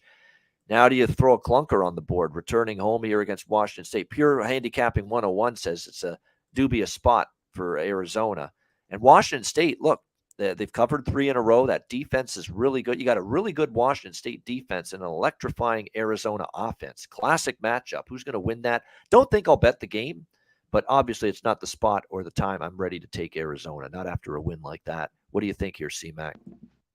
Yeah, Ken, this, high-powered Arizona offense with the lower score on a Washington State. I think the defense has been good. They've had those few bad games, Oregon, a few others, the shootouts. But other than that, I think they've been solid all year. They are at home. I just don't love it here. This number seems like it would have been bigger just like 2 weeks ago, 3 weeks ago. I think this is a little bit of a bargain. Not an easy place to go to, but I lean Washington State. I think they go in there and get it done. Conor Mac leaning to Washington State here as the short road favorite. Better defense, and certainly you worry about this spot for Arizona after the mammoth upset over UCLA. All right, Boston College, Notre Dame. Notre Dame 21-point home favorites here at South Bend, Notre Dame Stadium, 45 the total. I like BC here. Again, we bring this up with Notre Dame. After the failed cover against Navy as double-digit favorites, they win by 3, hang on for dear life in that game. They started strong. They did not finish strong, Notre Dame. That's now 0-5 ATS as double-digit favorites this year for Notre Dame. 0-5 ATS. They have not covered a point spread when laying double digits this year under Marcus Freeman. And you look at the Boston College team. I mean, they scrapped, battled, hung tough against Duke after Phil Dracovic got injured with this new quarterback, Emmett Moorhead. And then they rallied to beat NC State last week on the road as 17-point dogs, 21-20. Dare I say it, was Dracovic struggling so much that he was holding the offense back? Because everybody made this big deal that the O-line sucks. The O-line sucks, and it's still not very good. But at least with Moorhead, we're seeing a little bit of offense from Boston College. They're moving the ball a little bit. Whereas with Dracovic, he was like a sitting duck back there. Well, the thing is with Dracovic, he can't move. He's a pocket passer. That's what he is. I think there's a little bit more mobility and dexterity when it comes to Emmett Moorhead at the quarterback spot. Not a whole lot, but there's enough. And he's been solid, believe it or not. He's made a couple mistakes too, 2 interceptions, but he overcame it. 330 passing yards, 3 touchdowns as well against a good NC State defense. Yeah, there's no way I'm laying 3 touchdowns with Notre Dame. They haven't covered a number at all this year as a double-digit favorite. Why start now? Why trust them to start now? Give me Boston College here, plus 21. Again, we're seeing late season spark and life from this team with Moorhead under center for the Eagles. What do you think here, Connor? Yeah, Notre Dame home laying over 3 touchdowns over the years. Just fade him. You'll make a ton of money. In that game, we touched on NC State. Boston College wasn't very good. They didn't run it at all. I mean, I don't think they had barely any rushing yards. They had 3 turnovers, just like NC State did. They had 12 or 13 penalties, and it still got out of there with the win. I don't know if they can do that here. They're going to have to try to run it. But you mentioned Moorhead's been in. They've been slinging it around. I think they can keep this within 3 touchdowns as well. I mean, if you want to lay with Notre Dame, good luck. More power to you. And in the end, I don't know if I take BC or not, but I lean that way. Yeah, I agree. BC or pass for me. All right, USC, UCLA. This is the first of 2 just gigantic games in this conference on Saturday night. USC, UCLA, USC 2.5-point road favorites, 75 the total. UCLA suddenly needs to win out and get some help if they're going to be Pac-12 championship bound. There is no question about that. And by the way, good point by Coin now. Yeah, Notre Dame has USC after this game against Boston College. So not a great spot either for Notre Dame. You're right. But USC, UCLA, I think USC probably will. I've really soured on UCLA after that loss against Arizona. But the problem is USC's defense is still very suspect. They gave up points even to a bad Colorado offense last week. I mean, the over certainly, I think, gets there in this game. That's probably what I like the most. And even though it's a very high total, I think we're going to see an absolute shootout here. 55-7, USC's gone over in 4 straight, 85, 82, 76, 72 points. Think about how the Colorado game got to 72 points with very little contribution from that Colorado offense. So I think even at 74-75 with this total, you can still bet it up and over. That's how many points I think we're going to see here, and how much bad, untrustworthy defense we see. Because UCLA, they gave up 36 to Arizona State, 34 to Arizona in the loss, 45 to Oregon, 32 to Utah and Washington. They've been trending over the total as well. I like over. It's hard from a side perspective because there's just so much defensive flaws on both teams, even though we love both offenses. But I think at less than a field goal, I've seen a little bit more out of USC's defense lately, and I just think they'll pull it out, but I'm not rushing to bet the side. It's just a lean to USC, but I do like the over. I think I probably will end up on that. What do you think, C-Mac? I want to know, yeah. I mean, how many punts are going to be in this football game? I mean, I don't know if there's going to be a ton. How big of a loss will Dye be in this one? It's such a bad loss for UCLA, like you mentioned. But maybe looking ahead to this one, I think for Chip Kelly, this is a big time game. And this line, I see 1.5 at a lot of places now. There's some 2s.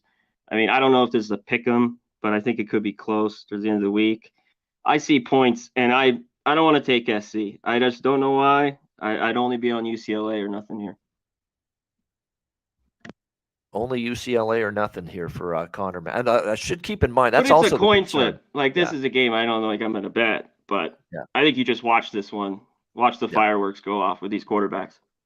And I'll tell you, in the big games at home, UCLA, like the big games, the Washington game, and everyone was high on Washington going into that game. UCLA beat them in the Rose Bowl, and same with Utah.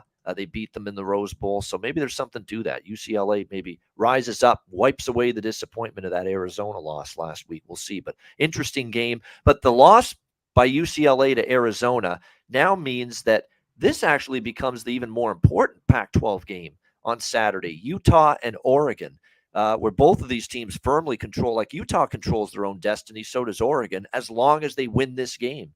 Oregon 3-point home favorite, 61.5 being the total. In this game. Gosh, I'll tell you what, Oregon, if there's ever a double, triple, quadruple circled game on one schedule, this is that game for Oregon. They got absolutely humbled by Utah last year when these teams played each other, and it was not pretty, and it was an ugly sight. It was 38-7, 38-10. It was 38-7 in Salt Lake City in the regular season. Then in the Pac-12 championship, they met again, and it was all Utah again, 38-10. Mario Cristobal ends up sent packing after that. Different era, though. Dan Lanning now here. Look, Oregon definitely chomping at the bit. Nobody was happy, obviously, with the way that game went last year for Oregon. Keep in mind, though, Bo Nix was not around last year for Oregon. That was the Anthony Brown Oregon Ducks last year at quarterback. Bo Nix it's a totally different team. You can't just look at those games and assume, you know what, it's going to happen again. Utah's going to drill this team. No, it's a different team, new head coach, new quarterback, and a better Oregon team, quite frankly. But an Oregon team that last week suffers that stunning loss, if you will, to Washington, just because Washington had been struggling on the road. Their defense had been really struggling. And we know their offense with Michael Penix is capable, but we didn't really think that, their defense would actually make the extra stop, not Oregon's defense. That's what surprised me as Oregon loses 37-34 to Washington. Again, though, Oregon is still very much in control of things in terms of their path to the Pac-12 championship, even with that loss, as long as they win this game. Huge game. Both teams still alive in the Pac-12 championship mix. But I got to lean Oregon a little bit here. At home, we've seen Utah on the road, Conor Mac, and I'm going to go back to these two games, at UCLA, at Florida. The two toughest games all season for them on the road. 0-2 straight up, 0-2 ATS. And I love Utah. It breaks my heart thinking I might bet against Kyle Whittingham. It breaks my heart thinking I might bet against Cam Rising, especially with the way they played the last 2 weeks. But I feel like Oregon might get them in this spot. What do you think here, Connor? Yeah, you mentioned the games last year, and I was on Utah. One thing I think Utah right now, though, is playing its best football. And they really need this because they haven't been good. You mentioned those 2 road games where they lost. And they got to get some confidence seeing Washington go in there and win. But, I mean, we mentioned Oregon had gotten by, and I was impressed. Bo Nix in that offense, but that defense isn't very good. Washington was able to even run it a little bit on them. Penix threw for over 400 yards. So this could be tricky. I get Oregon wants, and maybe they just come out fired up, get a turnover or 2, and win this one and cover the 3. But I just think we see points, and this one could be back and forth, and in the end could be tight. So I don't know if it's one I can get involved with and bet, but I definitely lean over. You know what's scary, too, is that we know Oregon offensively. Bo Nix can throw it, and he's become much better at it, but they're a really great run offense as well. And every time I've seen Utah up against a team with offensive speed on the perimeter and a potent rushing attack, the Florida game and the UCLA game stand out. They struggled in those 2 games, the Utah defense, because it's not been the same Utah defense this year under Kyle Whittingham, especially in those big games. The speed and the potent run game in those 2 losses to Florida and UCLA on the road really, really got to Utah's defense. And that's even their win here. Yeah, even their win at home against USC, ton of points, though. I mean, they ended up winning that game, but it was really high scoring.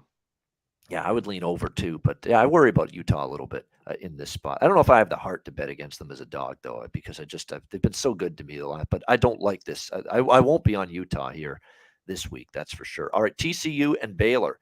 Big 12 action. We've got, it looks like in this one, TCU 2.5 3-point road favorites, 57.5 the total. I mean, at this point, you just got to embrace it with TCU. They just find ways to win. They find ways to cover.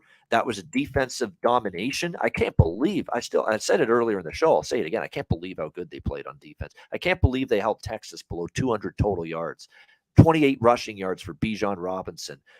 Quinn Ewers not even close to 50% completions in that game.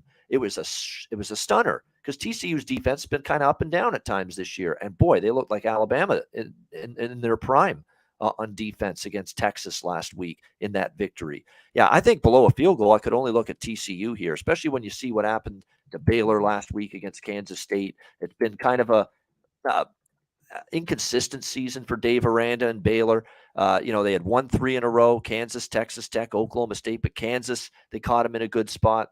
Texas Tech had quarterback injuries. Spencer Sanders didn't play against Oklahoma for Oklahoma State that day. The Oklahoma game, 38-35. Oklahoma's had a dreadful season, especially on defense. So how much do you want to put stock into some of these Baylor results recently? Yeah, this number would be TCU or nothing for me. What do you think, Con? You know what? I get that people doesn't this seem a little bit easy though? They're just setting you up, especially like 2.5. Yeah, but we thought they were setting us up last week with Texas, and they won outright. Oh yeah, but I just meant I think you're gonna get Baylor's best effort here. I know after how pathetic they were. Yeah. It just seems every week you go undefeated, you're gonna get the team knows you're undefeated. And they want you're gonna get so. If you've been rolling with the Horned Frogs, I don't blame you. I think a loss is coming here, and I think it could be this week. Baylor was just so bad last week. If they take care of the ball, I think they're in this one. I think it's close. All right, thinking it's going to be pretty close here, and I agree. Like TCU won't blow them out. In Baylor, home game, they're ramped up to have this, undefeated TCU, fourth-ranked TCU team coming in. So I expect the effort to be there for Baylor. Will the execution be there is the question. And again, we're talking about just a machine ATS now, 8-1-1 ATS for TCU this season. All right, next up, we've got Ole Miss and Arkansas. 3 games left on our show today. We've got, in this one, Ole Miss 2.5-point road favorites, 60 the total in this game. It's a tricky game all around, side or total. Ole Miss is not a team I'm rushing to bet under, but this Arkansas offense is, if KJ Jefferson is out and is an absence like he was against LSU, that offense didn't work. That offense was atrocious. That offense was a train wreck without him against LSU. So that's going to be the big question mark here. His status going into this game. At the same time, you've got Ole Miss coming off a disappointing, disheartening loss. It was there for the taking against Alabama. Alabama was kind of walking wounded going into that game, and they fell short, losing 30-24 to the Crimson Tide. We'll see if Ole Miss can rebound from that. Still 8-2 on the year, but that loss, you wonder if there's a reverberating effect to it for Ole Miss going into this game. Now laying 2.5, 3 on the road. That being said, we saw Arkansas, battle their tails off with no offense, but their defense, man, they played their guts out against LSU. I was impressed. The defense has been bad much of the season, and they hung in there and gave that team every chance to win, but the offense couldn't take advantage of it. We'll have to see how it goes here, but tough game early in the week. I think I'd lean Arkansas if Jefferson plays, but we don't know about that yet. What do you think here, Connor? Yeah, I don't know if he goes. He just seems banged up, and maybe that not playing him, he'll go this week. Ole Miss was right there and just couldn't get it done there in the fourth quarter. You got to give it up to Bama, but I think they had it there for the taking a little bit. Yeah, I don't want Ole Miss here in this spot. You mentioned, I think it was more the backup was in, the defense stepped up. LSU was just so flat off the big win, and we didn't get any points in an ugly one, 13-10. I look to more points. Does this get over here at 59 or so? I'm not sure. But, the whole thing for me is waiting on Jefferson if he might play. This might be a decent spot for Arkansas. All right, we've got next up here Oklahoma State and Oklahoma, Battle of Bedlam. We get this every year, of course, these two teams facing off, the annual rivalry game. Usually this game's next week. Rivalry weekend is U.S. Thanksgiving, Black Friday weekend. But they're having this a week early for some reason. But nevertheless, here it is, Oklahoma State, Oklahoma. We've got Oklahoma 7.5-point home favorites, 64 the total in this game. Who the hell's laying 7 with Oklahoma here? Are we kidding with this number? That's the first thought I had. And now we got Mike Gundy as a dog again, which all he does is coming through, catching points. Now we don't know about Sanders, right? Sanders surprisingly got into the game against West Virginia, but it's like a day-to-day, week-to-week thing with him, with that, undisclosed injury that he keeps on battling through. So we're going to have to take it day by day throughout the week, see if he plays. It's going to be and look, one of the other quarterbacks is banged up too, Rangel, which means it could be Gunnar Gundy if Sanders doesn't go for Oklahoma State in this game. But regardless, who's laying 7 and 7.5 with Oklahoma right now? I mean, other than the win against Iowa State off their bye week, I mean, they have been 0-6 ATS in their last 6 games outside of that Iowa State victory.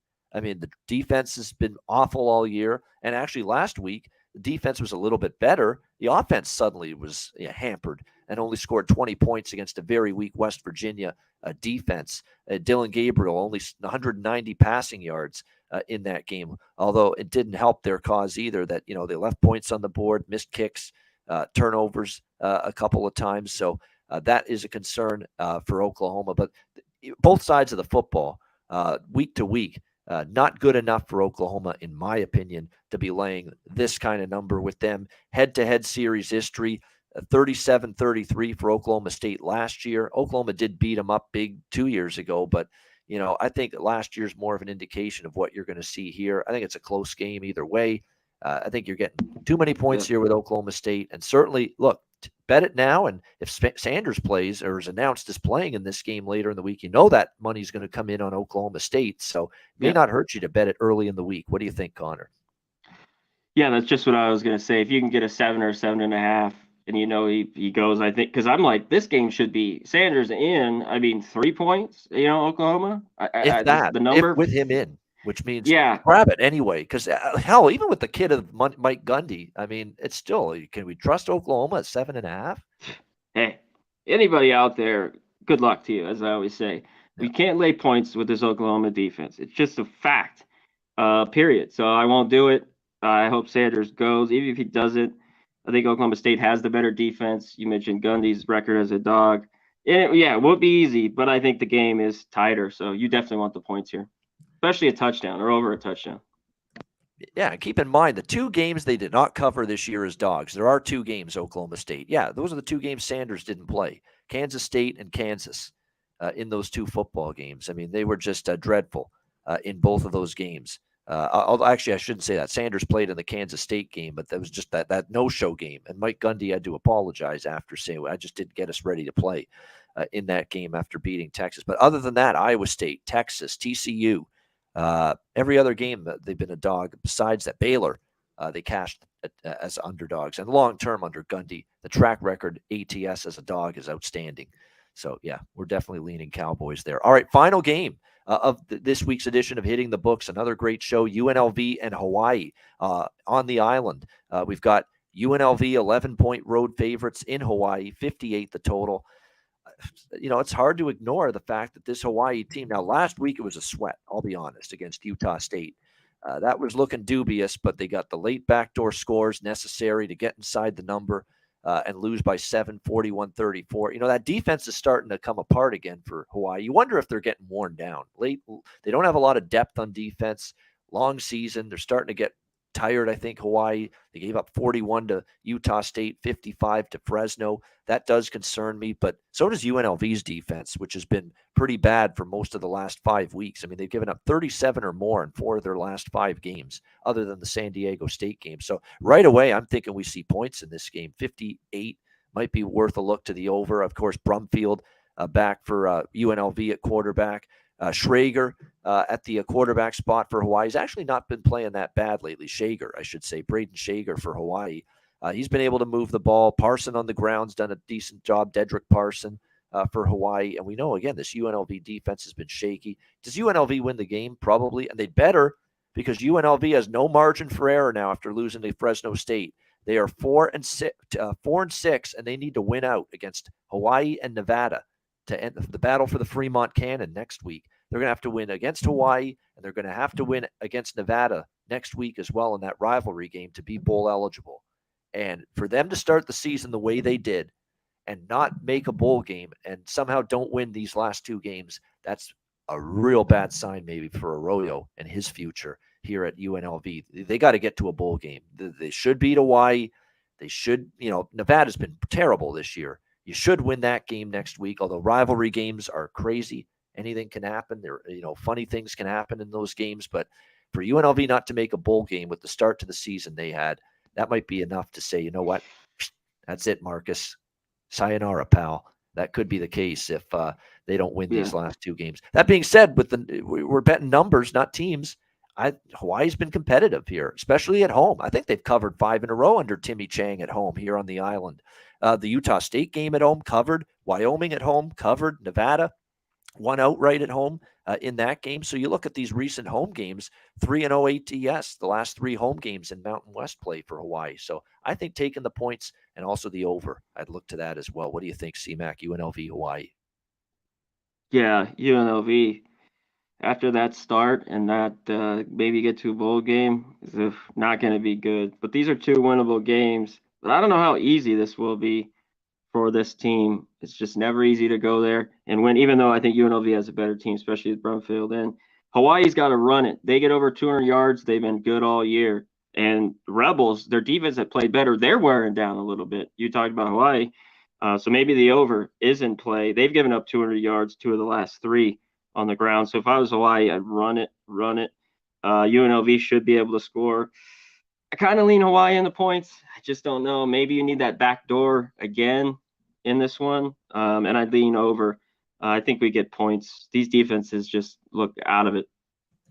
Yep, definitely. So there you go. That is our Saturday break. That's our week breakdowns here. The entire week of college football.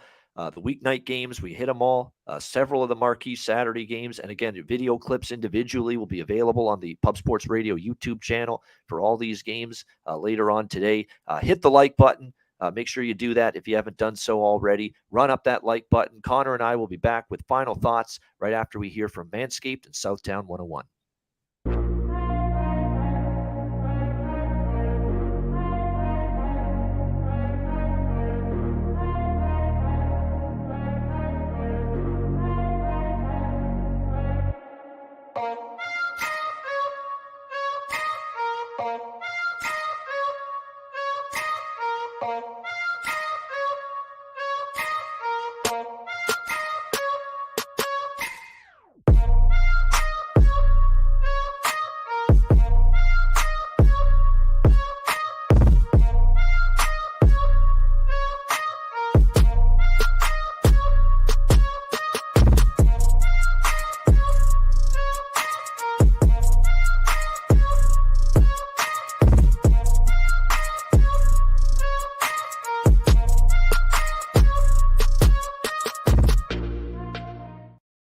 Southtown 101, when you're in San Antonio, Texas, stop in there for great food, drinks, music, DJs, karaoke, and more. Southtown 101 and manscaped.com. 20% off your purchase using the promo code PubSports. And make sure you're a member of the Pub Sports Radio YouTube channel. It's only $4.99 a month, 18 cents a day. We got perks, incentives, more being added as time goes on. Well worth it. Just $4.99 a month to become a Pub Sports Radio YouTube channel member.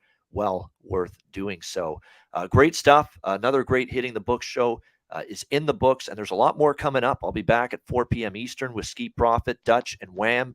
NBA Pub Hub for a Monday. Back with Conor Mac at 5 p.m. Eastern for college basketball net profit.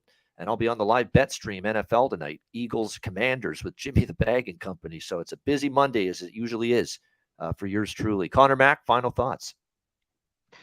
Busy man here on a Monday. I just got to give a shout out to the chat. As always, thanks for joining us. We know the real ones you want to jump on a Monday or the college football and look at some of these lines as we go through the games. But Jacksonville, Zoe, Mike, Banana and Grapes, good to see you, my man. Nunya, Ricky, Coin. Obviously, our guy Big Show on the back on the 1s and 2s, always killing it. Chris, Mark Jacobs, Christopher Comentini, great to see you. Bob Taylor, Justin. Shout out to everyone. Myron. Everyone in here, Mr. D, everyone, if I missed you, sorry. Thanks for being here. Only a few weeks left, Ian, but I think we have a good week this week. It's a good one. I can feel it. Feel it already. Feel it. I feel good every week about the card after this show, just because we've talk out all the opinions, and you always feel more confident after you do that. And Alex Hills is here every show as well. Thanks very much. Appreciate you, especially for joining us, and everybody in the chat. Jacksonville Zone, everybody, as Connor mentioned. Thanks for joining us. That's a wrap for another edition of Hitting the Books right here on Pub Sports Radio. For Conor Mac, I'm Ian Cameron. The two of us will see you later for college basketball net profit later this afternoon. And we'll be back next Monday, 1 p.m. Eastern, another edition of Hitting the Books right here on Pub Sports Radio. Welcome to another edition of The Barking Dead. Welcome, everybody, to another episode of EPL on Class is in session, Hitting the Books.